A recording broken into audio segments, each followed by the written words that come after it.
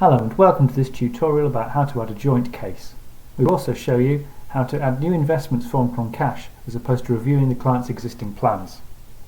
To begin, we click Add New Case at the top as usual and begin by entering the new client's details.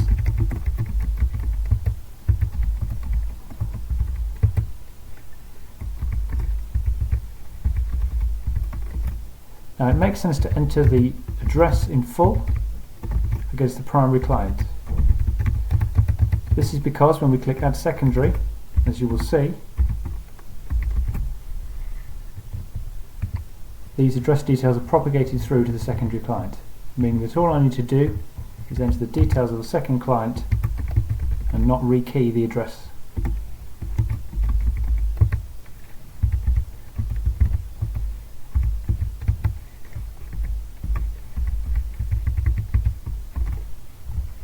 I can then choose the advisor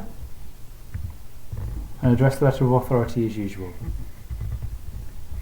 We can then complete the rest of the questions, bearing in mind of course that the answers refer to both clients. You can use the additional client details box to add any clarification if needed. As mentioned at the beginning, we are not looking to review any existing plans in this particular case. However, if you are, then note the ownership field that appears for joint cases, where you can select who is the owner of the particular plan or whether it is a joint account belonging to both clients. In this case though, I'm just going to choose to proceed to the full details and documents page. As you can see, we have a tab at the top for each of the clients. We have pulled through the client's full details from the previous page. As with the usual individual case, the ATR and employment status fields are mandatory for both.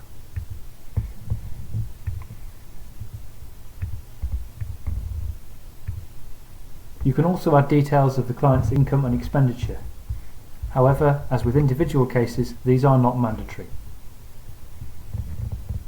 We then proceed to add details for the additional questions as usual. This brings us on to the case documents. Notice that the required documents checklist is empty. This is because we have not entered any existing plans for review.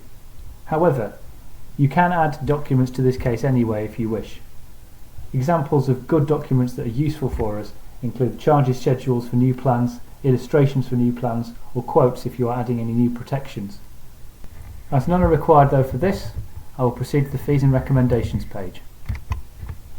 To add new plans formed from cash, we click Add at the top. In this example, I'm going to suggest that the clients have £100,000 to invest, and so I'm going to add a GIA that's jointly held as well as an ISA for each client.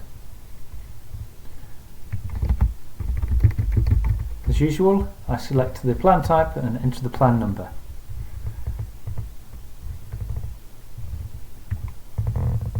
I can also select the ownership.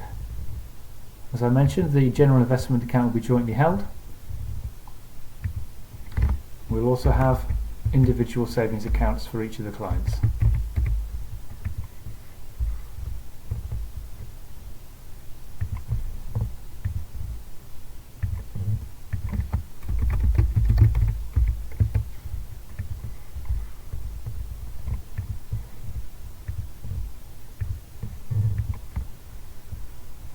The rest of the process remains the same as usual. Simply add the recommended holdings to each of the accounts.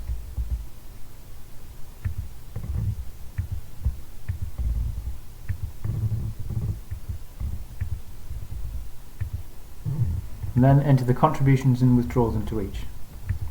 Of course, with the ISA allowance being what it is, we will enter £20,000 into each of the individual savings accounts, with the residual money going into the general investment account.